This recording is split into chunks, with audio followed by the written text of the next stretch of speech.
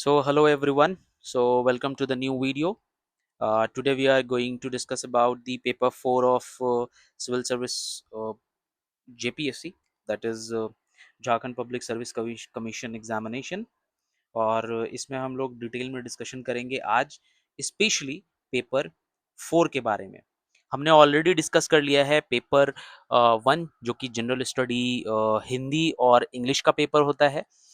उसके बाद हमने डिस्कशन किया पेपर 3। हमने पेपर 2 डिस्कशन नहीं किया है क्योंकि पेपर 2 जो है मेंस के एग्जाम में जेपीएससी में, उसमें क्वेश्चंस आएंगे आपको tribal languages, Hindi, English, Urdu, जो झारखंड में बोली जाने वाली भाषाएं हैं उनको आपको सेलेक्ट करना है। उसके ऊपर मैं लास्ट में वीडियो बनाऊंगा ताकि एक होलिस्टिक आपको एक व्यू मिले, अंडरस्टैंडिंग मिले उस लैंग्वेज पेपर के ऊपर में। अभी हम पेपर 4 पे आते हैं। पेपर 3 हमने डिस्कस कर लिया हिस्ट्री और ज्योग्राफी के सेक्शन को। झारखंड की इंडिया की हिस्ट्री के साथ साथ झारखंड की हिस्ट्री देख ली। हमने सिलेबस डिस्कशन कर लिया ज्योग्राफी का और झारखंड की ज्योग्राफी का। आज की इस वीडियो में हम पेपर 4 पे डिस्कशन करेंगे और पेपर 4 है जिसे हम लोगों को पढ़ना है इंडियन कॉन्स्टिट्यूशन, इंडिया की कॉन्स्टिट्यूशन के बारे में, हिंदुस्तान की पॉलिटी के बारे में, पब्लिक एडमिनिस्ट्रेशन के बारे में एंड गुड गवर्नेंस के बारे में आज हम लोग जानने की कोशिश करेंगे। तो ये बेसिकली सिलेबस पेपर 4 का है। ये जो आपको एग्जाम होगा, ये एग्जाम आपको 3 आवर का होगा और टोटल मार्क्स इसमें होंगे 200 मार्क्स के। अगेन कैटेगरी वाइज इसको बांटा गया है। जैसे कह रहा है कि पेपर 4 का जो आपका एग्जामिनेशन होगा Indian constitution, polity, public administration, इसमें आपको 2 सेक्शंस बटे हुए रहेंगे, सेक्शन ए सेक्शन बी में, और दोनों सेक्शन 100 मार्क्स के होंगे। यानी कि इंडियन कॉन्स्टिट्यूशन एंड पॉलिटी ये सेक्शन ए होगा आपका, जो कि 100 मार्क्स का हो जाएगा, और ये वाला जो सेक्शन है वो सेक्शन बी, ये आपको 100 मार्क्स का हो जाएगा और मिला करके 200 मार्क्स का हो जाएगा।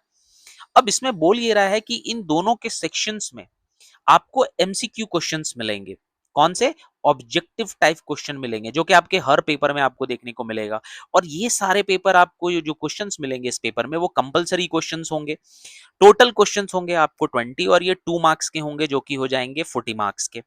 There shall be a 4 option, जैसे एमसीक्यू में होता है वैसे ही 4 ऑप्शंस होंगे, ठीक है। लेकिन ये क्या कैरी करेंगे 2 मार्क्स और 40 नंबर हो जाएंगे। तो बहुत हद तक अगर आपने प्रिपरेशन इस पेपर से, जो अभी हम लोग डिस्कशन करेंगे, अगर आपने अच्छे से पढ़ा होगा तो 40 नंबर में से एटलीस्ट 36 नंबर, 34 नंबर तो आप ले आएंगे।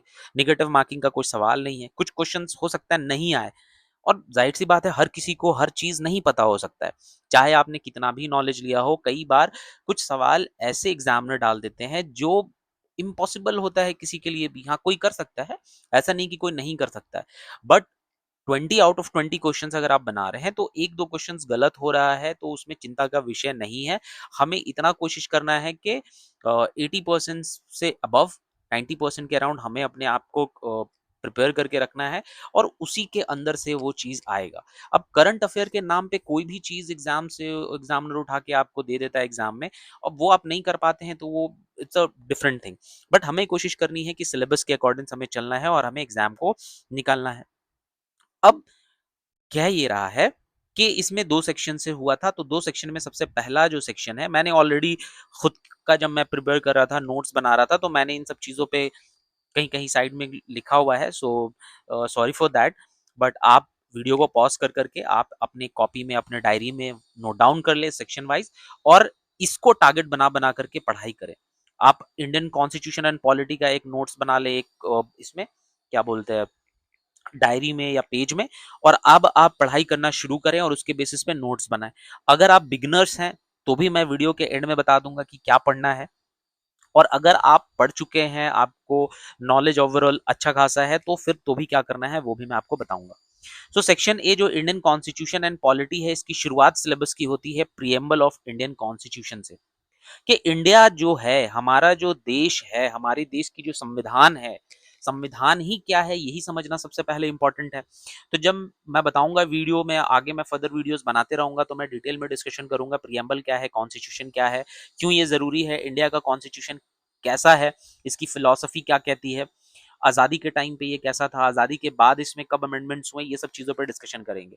तो कॉन्स्टिट्यूशन क्या होता है? कॉन्स्टिट्यूशन में प्रियम्बल नाम का कोई चीज है, शुरुआत में ऐड होता है, प्रिल्यूड है, इंट्रोडक्टरी पार्ट है, तो ऑर्नामेंटल डेकोरेटिव पार्ट भी हम कॉन्स्टिट्यूशन का बोलते हैं इस प्रियम्बल को।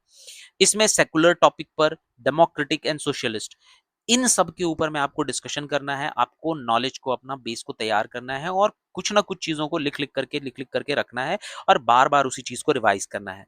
अगर आपसे एग्जाम में कहीं सेकुलर हो सकता है, सेकुलर के ऊपर में क्वेश्चंस को फ्रेम कर दे, तो सेकुलर पे फ्रेम कर दें तो एटलीस्ट आपके पास 300-400 वर्ड होने चाहिए ताकि आप एग्जाम में लिख सको। ठीक है। सेकंड है salient feature of Indian constitution. अब आप संविधान पढ़ रहे हैं, कॉन्स्टिट्यूशन के बारे में पढ़ रहे हैं, तो कॉन्स्टिट्यूशन की फीचर्स क्या है, ठीक है, वो लेंदी है, कैसा है, फ्लेक्सिबल है, नहीं है फ्लेक्सिबल, कॉन्सेप्ट क्या है पब्लिक इंटरेस्ट लिटिगेशन का, इसके पीछे का कॉन्सेप्ट क्या है। हम जो कॉन्स्टिट्यूशन पढ़ रहे हैं तो कॉन्स्टिट्यूशन की फीचर्स, इसके पीछे का जो आपको मोटिव क्या है, basic structures of the Indian constitution क्या है, बेसिक स्ट्रक्चर्स क्या क्या होते हैं, फंडामेंटल राइट के बारे में थोड़ा बहुत डिस्कशन करना है। हालांकि फर्दर टॉपिक में दिया हुआ है बट बेसिक स्ट्रक्चर के ऊपर में हमेशा डिबेट रहता है न्यूज में और डिफरेंट डिफरेंट केसेस के थ्रू हमें पढ़ना होता है, तो बेसिक स्ट्रक्चर एक इंपॉर्टेंट सेक्शन बन जाता है। ठीक है। Fundamental right and fundamental duties, again ये बहुत ज्यादा इंपॉर्टेंट सेक्शन है और 2019 के मेंस में आया हुआ भी है। ठीक है। Directive principles of state policy, DPSP जिसको हम लोग बोलते हैं, डीपीएसपी जिसको हम लोग बोलते हैं, ये आपको आएगा ही आएगा। और ये जब चीजें हम पढ़ रहे हैं ये प्रीलिम्स के पॉइंट ऑफ व्यू से भी इंपॉर्टेंट है, तो हम मेंस की तैयारी के साथ साथ आप प्रीलिम्स भी कर ले रहे हैं।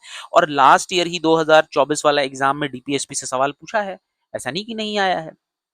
ठीक है। तो डीपीएसपी क्या है इसके ऊपर में जानना है। अब ये क्या है, फंडामेंटल राइट क्या है, फंडामेंटल ड्यूटीज क्या है, ये वीडियो के लास्ट में बताऊंगा कि आपको क्या पढ़ना है और कहां से और कैसे कैसे सोर्सेज हैं।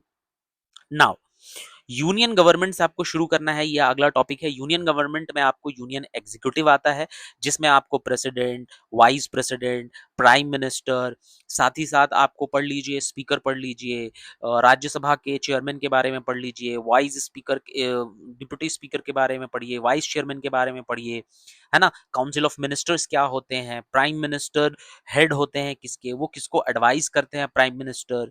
ठीक है। डिप्यूटी प्राइम मिनिस्टर का क्या रोल है, लीडर ऑफ अपोजिशन कौन है, लीडर ऑफ अपोजिशन को क्या कहा जाता है, उनका क्या रोल एंड फंक्शन है। कोलिशन गवर्नमेंट क्या होती है, कोलिशन गवर्नमेंट मतलब सरकार जो बनती है, जब भी हम आज हम लोग सुनते हैं एनडीए, यूपीए या फिर इंडिया अलायंस, वो क्या है, उसका रूट्स क्या है, क्या फंक्शंस है, वो काम कैसे करते हैं। कई बार हमने देखा है प्रीवियस की डिकेट्स अगो कि सरकार में से कुछ अगर पार्टी बैक कर लेती थी तो सरकार उनकी गिर जाती थी, जो अटल बिहारी वाजपेयी की सरकार में हमने देखा है लेट 90s के टाइम पे। तो कोलिशन गवर्नमेंट क्या है, इसके बारे में क्या फंक्शनिंग और फीचर्स है, ये एग्जाम में आपसे पूछा हुआ है। प्राइम मिनिस्टर के ऊपर में डायरेक्ट क्वेश्चन पूछा है, प्राइम मिनिस्टर का रिस्पॉन्सिबिलिटी फंक्शन क्या है।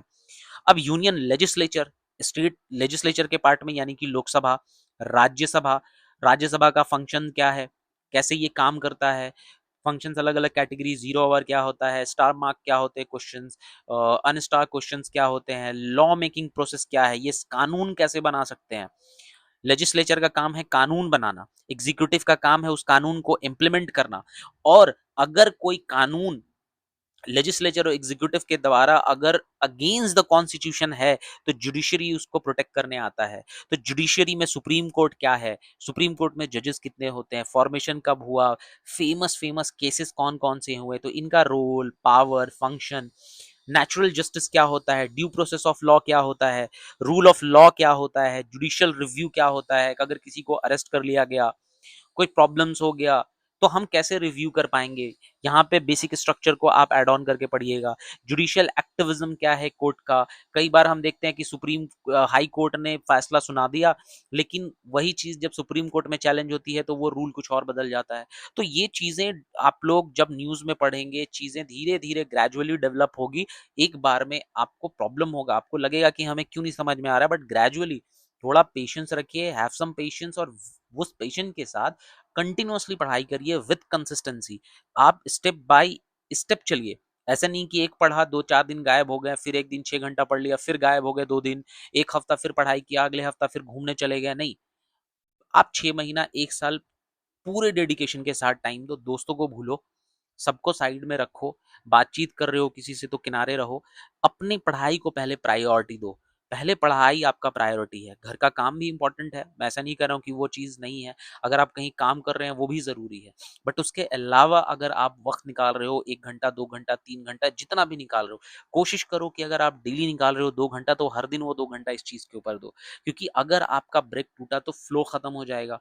आप चीज़ों को समझ रहे थे, आप फॉर एग्जाम्पल आपने यूनियन गवर्नमेंट शुरू की, यूनियन गवर्नमेंट में एग्जीक्यूटिव आपने पढ़ के आपने छोड़ दिया, तो भाई एग्जीक्यूटिव पढ़ रहे हो ना, तो पढ़ने का तरीका भी मैं बताऊंगा, पढ़ने के बाद तुरंत एक स्टेट एग्जीक्यूटिव को पढ़ो, पढ़ना सेम चीज वही है, एग्जीक्यूटिव यहाँ भी है, स्टेट गवर्नमेंट में एग्जीक्यूटिव यहाँ भी है, तो तुम यहाँ पे जो पढ़ोगे प्रेसिडेंट के बारे में वही यहाँ पे पढ़ोगे गवर्नर के बारे में, यहाँ तुम पढ़ोगे वाइस प्रेसिडेंट, यहाँ पे वाइस प्रेसिडेंट नाम का कोई चीज होता नहीं है स्टेट में, यहाँ तुम पढ़ोगे प्राइम मिनिस्टर, वही काम फंक्शन करेगा चीफ मिनिस्टर एक स्टेट में, तो पढ़ने का तरीका भी मैं तुमको बताऊंगा, हालांकि ये सब सीरीज में कर रहे हो कोई दिक्कत नहीं है, लेकिन तुमने अगर एग्जीक्यूटिव पढ़ा तो स्टेट एग्जीक्यूटिव पढ़ लो, लेजिस्लेचर पढ़ा तो स्टेट का लेजिस्लेचर पढ़ लो कि स्टेट कैसे काम करता है, तो उससे क्या होगा, तुम कनेक्शंस बना पाओगे।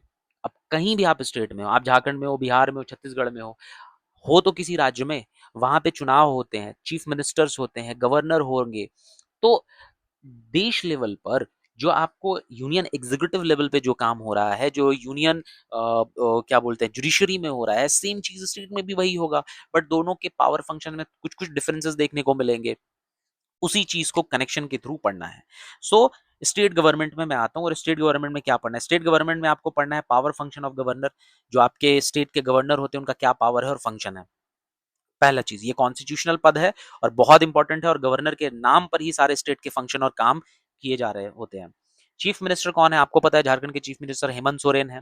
हेमंत सोरेन का क्या फंक्शन एंड पावर है, कई बार तो एग्जाम में, यूपीएससी के एग्जाम में ऐसे घुमा के क्वेश्चन सोचिए पूछा है कि ये जो चीफ सेक्रेटरी होते हैं, जो हाईएस्ट सीनियर आईएएस ऑफिसर होते हैं, जो कैबिनेट की सारे मीटिंग्स प्रोसेस हर चीज का वो लेखा जोखा तैयार करना, स्टेट में कैसे काम करना है, एडमिनिस्ट्रेशन का क्या वर्क रहेगा, उसका नियुक्ति कौन करता है, गवर्नर करते हैं, चीफ जस्टिस ऑफ झारखंड करते हैं, या क्या बोलते हैं कैबिनेट मिल करके करती है, क्या कौन करता है।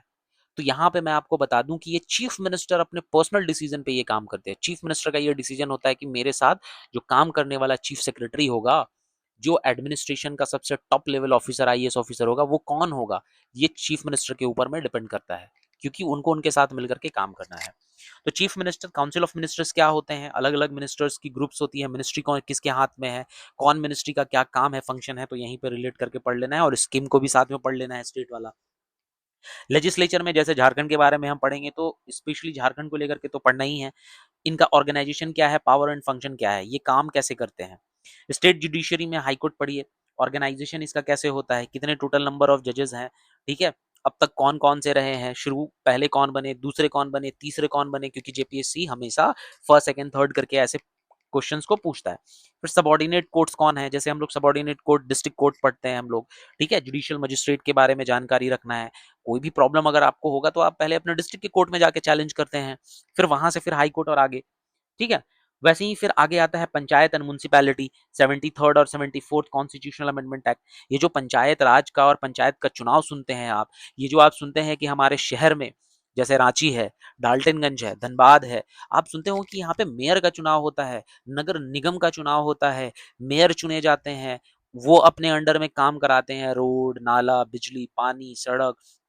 डाल्टेगंज में जाइए, डाल्टेगंज में आपको रिवर व्यू पॉइंट देखने को मिलेगा। तो धीरे धीरे जो शहर की तरक्की के लिए, शहर को प्रगति की ओर लेके जाने के लिए सरकार चुनी जाती है शहर के लेवल पर, उसको म्युनिसिपैलिटी हो गई। वैसे ही गांव के लेवल पर लोकल एडमिनिस्ट्रेशन होती है, जो गांव के डेवलपमेंट, लोगों की बेनिफिट्स के लिए बनाया जाता है, उसको संवैधानिक दर्जा मिला है, वो 73rd, उसको हम लोग बोलते हैं पंचायत, जिसमें मुखिया चुना जाता है। जो पंचायत करके सीरीज आप लोगों ने देखी होगी, बहुत फेमस है, उनमें भी तो यही चीज है, प्रधान जी का जिक्र। तो वैसे ही यहाँ पे भी मुखिया का चुनाव होता है, यहाँ पे भी मेयर का चुनाव होता है।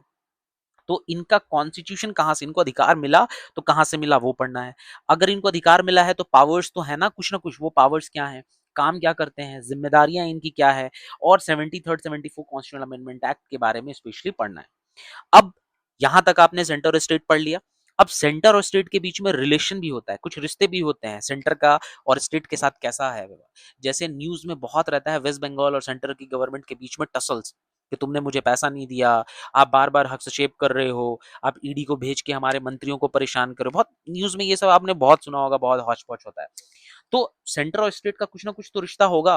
अब ये फाइनेंशियल रिश्ता है, लेजिस्लेटिव रिश्ता है, या एडमिनिस्ट्रेशन का रिश्ता है। अगर कोई नदी पास हो रही है तो सरकार, केंद्र की सरकार और स्टेट की गवर्नमेंट मिलकर कैसे रोल करेगी, तो इन सब चीजों के बारे में आपको पढ़ना है। Provision relating to administration of scheduled area and scheduled tribe. अब हम, इंडिया एक कंट्री है जिसमें डाइवर्सिटी बहुत है, तो ट्राइबल लोग भी रहते हैं। अगर हम झारखंड की बात करें तो झारखंड में शेड्यूल्ड ट्राइब के भी लोग हैं और शेड्यूल्ड एरिया भी है। चाहे आप कॉन्स्टिट्यूशन को उठाएं तो उनमें 12 शेड्यूल है। 12 शेड्यूल में फिफ्थ और सिक्स शेड्यूल जो स्पेशली बात करता है दो कैटेगरी वाइज को लेकर के, जिनमें से शेड्यूल ट्राइबल एरिया की अगर हम बात करें तो झारखंड फिफ्थ शेड्यूल एरिया में आता है। झारखंड, तो ये जो झारखंड आ रहा है इसकी फीचर्स क्या है, कौन कौन से ग्रुप हैं, पर्टिकुलर वल्नरेबल ट्राइबल ग्रुप क्या होते हैं, इनके बारे में आप ध्यान रखिए। ठीक है, यहां तक आपको कंप्लीट होता है ये वाला सेक्शन। नाउ अब इस सेक्शन में आगे क्या आपको बोल रहा है, आगे आपको बोल रहा है कि स्पेशल प्रोविजन क्या है special provision. Reservation of seat for scheduled caste, scheduled caste के लिए रिजर्वेशन है सीट्स में। एसटी के लिए कोई है रिजर्वेशन? जो आप विधानसभा का चुनाव करते हो, जब आप नौकरियों में बात करते हैं, क्या आर्टिकल 15 आर्टिकल 16 का क्या जिक्र है, क्या काम और फंक्शन है, क्या आप जो जानते हैं, इनके बारे में आपको जानकारी रखनी है, पढ़ना है। इमरजेंसी प्रोविजन क्या है, कॉन्स्टिट्यूशन में आपातकाल लग जाता है, देश फॉरेन कंट्री अटैक करेगा, चाइना के साथ वॉर में जो हुआ, हमारे साथ पाकिस्तान के साथ वॉर हुआ, और फिर इंदिरा गांधी के टाइम पर जो उन्होंने इमरजेंसी लगाया था, उन सब चीज़ों के बारे में पढ़ना है। और सरकार इमरजेंसी कब लगा सकती है, कैसे लगाएगी, उसमें पार्लियामेंट का क्या रोल है, ठीक है, ये सारी चीज़ों के बारे में आपको जानकारी रखनी है। Now controller and auditor general of India CAG के बारे में यूपीएससी में डायरेक्ट क्वेश्चन पूछा है, 150 मार्क्स, 150 वर्ड्स में 10 नंबर का, 10 नंबर का सवाल पूछा था, 150 शब्दों में आपको लिखना था। सेम चीज हो सकता है यहाँ पे रिपीट कर दे। तो कैग के बारे में जानना है, controller auditor general of India, कि ये कौन है, ये काम क्या करता है, इनका फंक्शन क्या है। बहुत छोटा सा टॉपिक है, आप नोट डाउन इसको करिएगा। इलेक्शन, हमेशा इलेक्शंस होते हैं, इलेक्शन कमीशन ऑफ इंडिया क्या है, क्या रोल है, कितने इसमें कमिश्नर्स होते हैं, शुरुआत में कौन था, अभी कौन है, कैसे ये एवोल्यूशन हुआ है, इलेक्ट्रॉनिक वोटिंग मशीन क्या है, हमेशा न्यूज में चर्चा में रहता है, हमेशा अपोजिशन इनके ऊपर में टारगेट करते रहते हैं कि चुनाव में गड़बड़ी हो रही है, गड़बड़ी हो रही है। तो इस चीज के ऊपर में समझना है। अभी बिहार में इलेक्शन से पहले देखिए एसआईआर चल रहा था, उसके ऊपर में इलेक्शन कमीशन बहुत हाईलाइट रहा हुआ न्यूज में। तो एग्जाम में जो चीज क्वेश्चंस एग्जामिनर पूछता है, कहीं ना कहीं उसके पीछे एक कारण होता है कि वो करंट में चल रहा था। तो एग्जामिनर जानना चाहता है कि you have read something in newspaper और नॉट, आपको क्या एक अंडरस्टैंडिंग है इलेक्शन कमीशन को लेकर के, आपका वाइडर पर्सपेक्टिव क्या है, आप क्या सोचते हो, तो वही चीज एक्सप्रेस करना है। फिर लास्ट में हमें पढ़ना है पॉलिटिकल पार्टीज। इंडिया एक मल्टी पार्टी गवर्नमेंट यहाँ पर है। कांग्रेस बीजेपी के अलावा बहुत सारे पार्टीज हैं जो मिल करके सरकार बनाती हैं।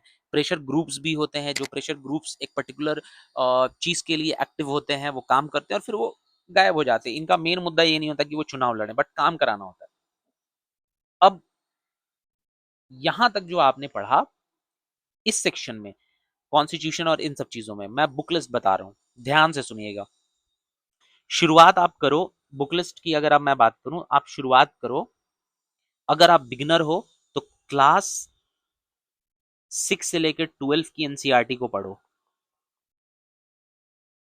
आप एक बार दो बार पढ़ लोगे, टारगेट बना लो, एक हफ्ते में 2 बुक पढ़ना है, फिर अगले हफ्ते में 2 बुक पढ़नी है, 2 क्लासेस की खत्म। 2 हफ्ते में आपने पढ़ लिया, आपको लग रहा है कि नहीं मुझे थोड़ा थोड़ा अंडरस्टैंडिंग हुआ है, कोई बात नहीं, शुरुआत में सबके साथ ऐसे ही होता है, मेरे साथ भी यही हुआ था, आपको थोड़ा थोड़ा नॉलेज होगा। अगेन स्टार्ट करो, फिर से स्टार्ट करो, फिर से एक बार फिर से पढ़ो। अब कोशिश करो कि चीजें वो चीज पढ़ो जहां इंपॉर्टेंट है। कहानी वहानी से तुम्हें पहली बार रीड में थोड़ा बहुत लगेगा मुश्किल, बट अब कहानी वानी को छोड़ो जो उसमें बीच बीच में एनसीईआरटी में बहुत एक्सप्लेन किया हुआ रहता है। अब फोकस करो कि क्या इंपॉर्टेंट सेक्शन है। अगर वो डेमोक्रेसी की बात करा तो डेमोक्रेसी तुम्हें समझ में आ जाएगी पहली रीडिंग के बाद, लेकिन अब सेकंड रीड में आप डेमोक्रेसी के मेन मेन फोकस पॉइंट पे ध्यान दो। साथ में चैट जीपीटी का यूज करो, क्वेश्चंस करो उनसे जो तुम्हारे दिमाग में आ रहा है, नोट डाउन करके रखो वो क्वेश्चंस को, ठीक है। फिर साथ साथ में सेकंड रीडिंग में ये करना है। तुमने ये कर लिया, तुमने बहुत अच्छे से ये सब चीजें पढ़ ली। अब एक बुक पढ़नी है और वो सबसे इंपॉर्टेंट बुक है और वो है लक्ष्मीकांत। थोड़ी मोटी सी किताब है, इस लक्ष्मीकांत को खरीदो और सिलेबस में जैसे दिया हुआ है उसको आराम आराम से पढ़ना शुरू करो। अब कैग को पढ़ो, अगर कैग को पढ़ा है तो फिर अटॉर्नी जनरल को भी पढ़ो, ठीक है। ये सब चीजें जब पढ़ रहे हो तो धीरे धीरे ग्रेजुअली हर दिन अपना टारगेट सेट करो, अपने टारगेट को सेट करो कि एक दिन में मुझे 2 चैप्टर पढ़नी है लक्ष्मीकांत की, 2 चैप्टर से शुरुआत करो। और जिस तरीके से मैंने बताया कि कैसे एग्जीक्यूटिव पढ़ रहे हो, अगर सेंटर की तो स्टेट की सेम पढ़ लो, अगर तुम सुप्रीम कोर्ट पढ़ रहे हो एक बार तो हाई कोर्ट को उसी टाइम पढ़ लो, ठीक है। अगर तुम प्रेसिडेंट पढ़ रहे हो तो गवर्नर को भी तुरंत पढ़ लो, क्योंकि तुमको समझ में आएगा कि प्रेसिडेंट गवर्नर में क्या सिमिलैरिटीज है, बहुत हद तक आपको मिलेगा। उनका एडमिनिस्ट्रेटिव फंक्शन क्या है, लेजिस्लेटिव फंक्शन क्या है, एग्जीक्यूटिव फंक्शन क्या है, जुडिशरी वाला फंक्शन क्या है, सब तुम्हें अंडरस्टैंडिंग मिल जाएगी जब तुम रिलेट कर करके पढ़ना शुरू करोगे। और सबसे ज्यादा इंपॉर्टेंट है, पढ़ाई में मजा आना चाहिए। तुम पढ़ रहे हो, तुमको समझ में आना चाहिए। और एक चीज बता दूं कि इस एग्जाम के प्रिपरेशन से तुम कुछ करो ना करो, वो गॉड नोज, बट आपको एक ओवरऑल बहुत अच्छी अंडरस्टैंडिंग होगी चीजों की। Rationally you can think about any topic अपने rest of the life, you will be a rational person. और चीजों को समझनी भी वैसी ही चाहिए। आप एक नजरिया किसी को लेके बना नहीं सकते हो, आप चीजों को ग्रेजुअली धीरे धीरे बिल्डअप करो, स्टडी करो, साइंटिफिक वे में स्टडी करो, और जो तुम्हारे लिए इंपॉर्टेंट है उस पर ध्यान दो। अपने प्रायोरिटी को सेट करो कि तुम्हारे लिए प्रायोरिटी सबसे पहले क्या है। सोना पहले जरूरी है, सो जाओ। खाना जरूरी है, खा लो। ऑक्सीजन जरूरी है, वो जरूरी है। पढ़ना जरूरी है, जरूरी है। किसके साथ घूमना है, क्या करना है, नहीं करना है, क्या तुम्हारा आउटकम है, अब तुम इस एज में हो, अब तुम्हें ये रियलाइज होना चाहिए कि तुम्हारे लिए अच्छा चीज क्या है, तुम्हारे लिए बुरी चीज क्या है। तो चीजों पे ध्यान दो, रैशनल तरीके से सोचो, और चीजों को सिस्टमेटिक पढ़ो और कंसिस्टेंसी के साथ पढ़ो। चीजें अपने आप डुएबल लगेंगी आपको। सेक्शन बी के ऊपर में अगर मैं बात करूं तो पब्लिक एडमिनिस्ट्रेशन और ये गुड गवर्नेंस का टॉपिक है। मैं फटाफट बता देता हूं, वीडियो को पॉज करके नोट डाउन कर लेना मेरे भाई, नोट डाउन कर लेना, मैं बार बार बता रहा हूं। मैं पब्लिक एडमिनिस्ट्रेशन में सबसे पहले तो पब्लिक एडमिनिस्ट्रेशन का आपको इंट्रोडक्शन देना होगा। अब पब्लिक एडमिनिस्ट्रेशन ही क्यों पढ़ना पड़ रहा है, क्योंकि आप एक ऑफिसर बनोगे, बनने के बाद आप एडमिनिस्ट्रेशन का हिस्सा हो, मेंबर हो, आप पार्ट हो। तो चैलेंजेस आपको देखने को मिलेंगे, ठीक है। चैलेंजेस मिलेंगे जैसे कि आपको कोई स्कीम लागू करना है और आप एक डिस्ट्रिक्ट के इंचार्ज हो, ठीक है। आप रांची डिस्ट्रिक्ट के बना दिए गए ऑफिसर। अब डिस्ट्रिक्ट में यहाँ पे मैया योजना या फिर आयुष्मान कार्ड का पूरा आपको अप्लाई करना है और उसको देखरेख करना है, साथ में देखना है कि करप्शन भी ना हो, इसके साथ साथ में लोगों का भलाई हो, कोई गरीब ना छूट जाए। तो ये आपके पास पावर रहेगा कि आप एक आम इंसान की जिंदगी को बदल देंगे। कोई इंसान है जो गरीब है और वो काम नहीं हो पा रहा है, so you are the officer in charge, और आप उसके लाइफ को बदल सकते हैं। सो आपको रैशनली हर काम भी अच्छे से करना होगा, ठीक है। तो एडमिनिस्ट्रेशन का काम कौन करेगा, ऑफिसर आप हैं तो पढ़ेगा कौन, आप पढ़ेंगे कि हम पढ़ेंगे। सबको पढ़ना है, जिनको जिनको एग्जाम क्लियर करना है आपको पढ़ना पड़ेगा। बाकी ट्रेनिंग तो आपको स्कीपा में मिल ही जाएगा। So introduction, meaning, scope, significance public administration का क्या है, पब्लिक और प्राइवेट एडमिनिस्ट्रेशन क्या होता है, पब्लिक का मेन एजेंडा क्या है, वो काम जनता के लिए करना चाहती है। प्राइवेट एडमिनिस्ट्रेशन काम करेगी अच्छा, लेकिन प्रॉफिट अर्निंग होती है, उसको प्रॉफिट कमाना होता है। अब यूनियन एडमिनिस्ट्रेशन में सेंट्रल सेक्रेटरीट होता है, केंद्र सरकार की सेक्रेटरीट होती है, दिल्ली में पीएमओ वगैरह आपने सुना होगा। कैबिनेट सेक्रेटरी होते हैं, प्राइम मिनिस्टर ऑफिस होता है, प्लानिंग कमीशन जो कि अब नीति आयोग के नाम से जाना गया है, तो नीति आयोग भी पढ़ना पड़ेगा और प्लानिंग कमीशन के बारे में भी जानना होगा, इनका काम फंक्शन क्या था, ठीक है।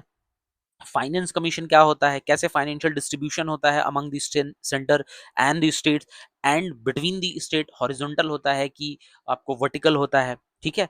अब स्टेट एडमिनिस्ट्रेशन भी सेम है, स्टेट की सेक्रेटरी क्या काम है उस सेक्रेटरी का, कैसे फंक्शंस करेगा वो चुनी हुई सरकार के साथ मिलकर के कैसे वो काम करेंगे।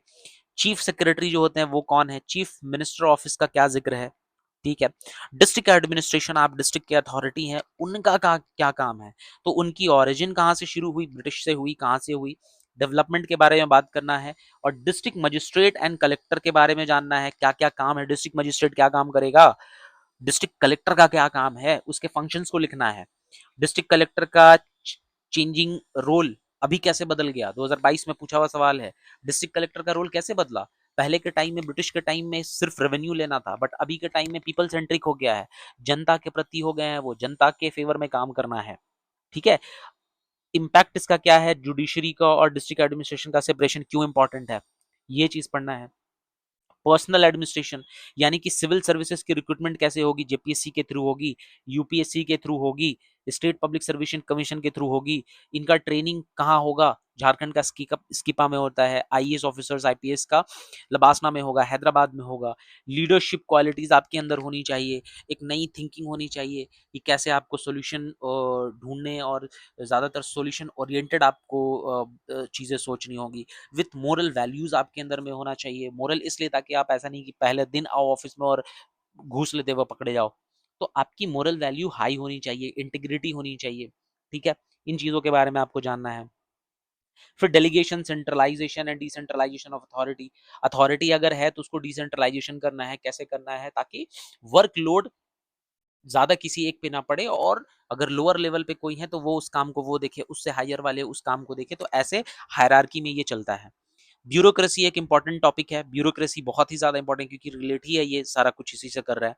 तो इसका ओरिजिन कहाँ से हुआ, मेरिट डिमेरिट्स इसका क्या है, फायदा नुकसान। ऑब्वियसली बात है, अगर आप कोई चीज को पढ़ रहे हो तो दोनों पहलू को पढ़ो। ब्यूरोक्रेसी का रोल क्या है पॉलिसी फॉर्मुलेशन में, आप कोई बना रहे हो लॉ, कानून बना रहे हो।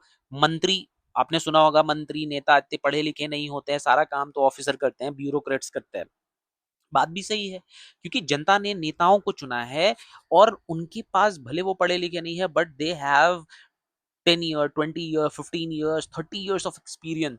जनता के साथ मिलना, ग्राउंड रियलिटी को वो समझते हैं। कास्ट बेसिस के ऊपर में डिस्क्रिमिनेशन है तो वो उसको समझते हैं, रिलीजियस टेंशन होता है उसको समझते हैं, सौहार्द बनाने की कोशिश करते हैं। तो ब्यूरोक्रेट्स, आपको पढ़ लिख करके आप गए हो, आप चीजों को और अच्छे से समझ रहे हो और साइंटिफिकली चीजों को समझ रहे हो। सो आपका काम है पॉलिसी बनाना और नेताजी को समझाना, मंत्री जी को, और फिर वो रिप्रेजेंट करेंगे क्योंकि उनके बिहाफ में काम होगा। डेवलपमेंट एडमिनिस्ट्रेशन क्या होता है कि डेवलपमेंट है तो काम एडमिनिस्ट्रेशन ऐसा करे वो डेवलपमेंट के रिलेटेड हो। अब डिजास्टर मैनेजमेंट एक बहुत बड़ा उभरता हुआ एक चैलेंज है अभी के टाइम पे। तो 2005 के बाद आप देखिएगा डिजास्टर मैनेजमेंट क्लासिफिकेशन करना है कि डिजास्टर कैसे कैसे होता है, मीनिंग क्या है, उसका कॉजेज क्या है। अर्थक्वेक आ गया कहीं पे लैंडस्लाइड हो गया, कहीं पे एवलांचे हो गया, कहीं पे अचानक से बारिश हो गई बहुत ज्यादा, तो क्या चैलेंजेस है। तो उस वक्त पर as an IAS officer, as an district officer, आप क्या करेंगे, क्या आपका रोल रहेगा, क्या पावर एंड फंक्शंस होंगी। गुड गवर्नेंस, गवर्नेंस होनी चाहिए। बार बार आपने सुना होगा मोदी जी को बोलते हुए, more less government and more governance. ठीक है, काम ज्यादा होना चाहिए, ट्रांसपेरेंसी होनी चाहिए, अकाउंटेबिलिटी होनी चाहिए। सरकार इसमें कम हस्तक्षेप करेगी, लेकिन लोगों को फायदा होना चाहिए। लोगों के लिए सरकार है, लोगों के द्वारा सरकार है। आपने सुना है ना, ठीक है, अब्राहम लिंकन की वो quote, government for the people, by the people, of the people. तो गवर्नेंस बस वही है, जनता के हित में बात होनी चाहिए। कोई प्रॉब्लम है तो उसके लिए ग्रीवांसेस होना चाहिए, रिड्रेसल मैकेनिज्म होना चाहिए, लोकपाल होना चाहिए, लोकायुक्ता होना चाहिए, सेंट्रल विजिलेंस कमीशन होना चाहिए। कई बार ऑफिसर नेता करप्ट हैं, तो क्या करेंगे हम, आरटीआई पढ़ना होगा, राइट टू इन्फॉर्मेशन जानना होगा, राइट टू एजुकेशन पढ़ना होगा। इन सब के बारे में आपको एक नॉलेज को बिल्डअप करना होगा, इंफॉर्मेशन को इकट्ठा करना होगा। और ये एक बार के स्टडी में नहीं, आप एक बार पढ़ा आपने, थोड़ा समझ में आया, सेकंड रीडिंग फिर से शुरू करो, फिर अब तो ग्रेजुअली ये धीरे धीरे धीरे धीरे आपके अंदर डेवलप होगा।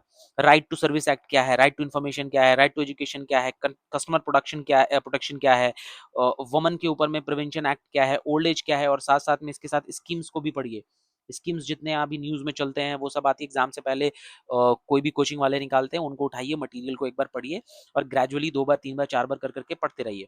ह्यूमन राइट्स क्या है, ह्यूमन राइट्स क्या होता है, ह्यूमन के कुछ अधिकार हैं तो उसका वायलेशन कैसे हो रहा है, वायलेशन हो रहा है तो उसको कंट्रोल कैसे करना है, गवर्नमेंट कैसे इस पे काम करेगी, सस्टेनेबल डेवलपमेंट ग्रोथ क्या है, इसके ऊपर में बराबर एग्जाम में क्वेश्चन को देखने को मिलता है। तो धीरे धीरे चीजों को पढ़ना शुरू करिए। अगेन, जो आप एनसीईआरटी पढ़ेंगे 6 से 12 उस सबको पढ़ते पढ़ते आपको इन सब के बारे में एक इन्फॉर्मेशन मिलेगी। तो सबसे पहले तो मेन सोर्स है एनसीईआरटी, इसको पढ़िए आप। सेकेंड सोर्स है लक्ष्मीकांत, पढ़िए, ठीक है। उसके बाद आपके पास एक्स्ट्रा टाइम है तो लक्ष्मीकांत की भी आती है एडमिनिस्ट्रेशन के लिए बुक, एडमिनिस्ट्रेशन के लिए बुक आती है। और मैं फिर बोलूंगा कि इसके साथ साथ में आप चैट जीपीटी का फायदा उठाइए भाई। टेक्नोलॉजी है तो उसका फायदा उठाइए, टॉपिक्स को डायरेक्ट, जैसे ही यहाँ पे आपको टॉपिक मिला है, आप लिखिए ह्यूमन राइट्स, तो आप लिखिए define human right, what are the concepts and meaning, या what is the concept and meaning of human rights. ठीक है, आपने ये लिख दिया चैट जीपीटी में। फिर आप लिखो universal declaration of human rights, define these portions in detail, detail में उनसे मांगो। हिंदी में चाहते हो तो हिंदी में लिख करके मांगो, और उनसे बोलो कि फ्रेम करो क्वेश्चंस को यूपीएससी के फॉर्मेट में। तो वो उस तरीके से फॉर्मेट करके चैट जीपीटी आपको आंसर देगा और अब आप उसको पढ़ो। अब उसके बाद भी डाउट आ रहा है तो फिर उससे सवाल करो कि ये जो ऊपर आप तुमने समझाया है इन द अबव डिस्कशन, इसको इस तरीके से समझाओ मुझे। फिर वो आपको कुछ आंसर इस तरीके से सोचेगा। तो अपने आप को, एक टॉपिक को अगर तुम पढ़ रहे हो ना, तो अपने आप को कोशिश करो कि उस एक टॉपिक को अच्छे से स्टडी करो। ह्यूमन राइट्स पढ़ रहे हो तो ह्यूमन राइट्स को पढ़ा, ह्यूमन राइट्स को इस तरीके से तैयार कर लो कि आने वाले किसी भी स्टूडेंट को अगर, या तुमसे किसी ने भी पूछा, या तुम न्यूज में कहीं पढ़े, या कहीं पे भी तुमको कुछ ऐसे चलते हुए अगर ह्यूमन राइट्स वर्ड सुनाई दे गया, तो तुम्हारे दिमाग को ये इन्फॉर्मेशन जाना चाहिए, अच्छा ये चीज मैंने पढ़ा था, मुझे तो पता है ह्यूमन राइट्स का वॉल्यूशन भी मुझे पता है, ह्यूमन राइट्स के प्रोटेक्शन के लिए सरकार क्या कर रही है ये भी मुझे जानकारी है। तो चीजों को डेप्थ में पढ़ो, एक पढ़ो बट डेप्थ में पढ़ो। एक टॉपिक को तैयार करने में अगर तुमको 1 घंटा लग रहा है तो करो, तैयारी अच्छे से करो, डेप्थ में करो, और अपने नॉलेज को इनहेंस करो। विद टाइम चीजें कंप्लीट होंगी। न्यूज़पेपर को पढ़ते रहो। न्यूज़पेपर मैंने शुरू में से ही बोला है, न्यूज़पेपर अगर आप बिगनर हैं, टाइम्स ऑफ इंडिया को पढ़िए, कोई प्रॉब्लम नहीं है। और उससे भी अच्छा अगर आपको रखना है तो फिर इंडियन एक्सप्रेस को पढ़ लीजिए। इंडियन एक्सप्रेस आपको थोड़ी, आजकल तो अगर आप चाहते हो कि फ्री में चाहिए तो टेलीग्राम पे अगर मिल जा रहा है तो वेल एंड गुड, टेलीग्राम पे नहीं मिल पा रहा है तो कोशिश करिए कि उनका सब्सक्रिप्शन ले लीजिए। और वो भी नहीं चाह रहे हैं तो एक काम करिए, शुरुआत में कहीं भी लोकल वेंडर्स से जाइए। न्यूज़पेपर जहां आता है, रांची में है तो डेली मार्केट से ले सकते हैं, लालपुर में ले सकते हैं, फिरायल चौक से ले सकते हैं, बहुत जगह पे ऑप्शन है। आपको पेपर आ जाता है, आप पेपर खरीदिए।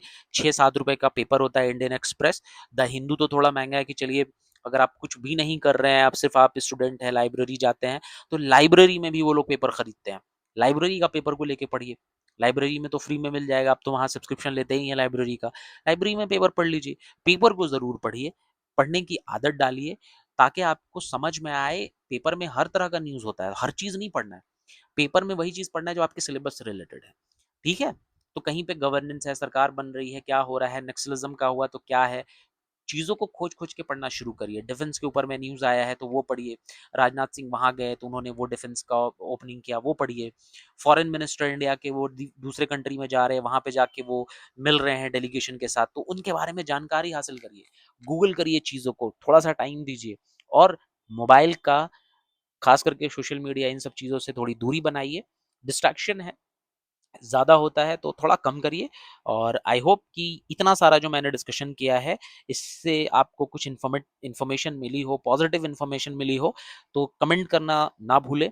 कमेंट करके फीडबैक दे कि क्या है आपको, और क्या चीज़ें चाहिए, किस तरीके से चीज़ें चाहिए, ताकि मैं आने वाले फ्यूचर में मैं उस तरीके से इस टॉपिक पे कंटेंट को रेडी करूंगा मैं।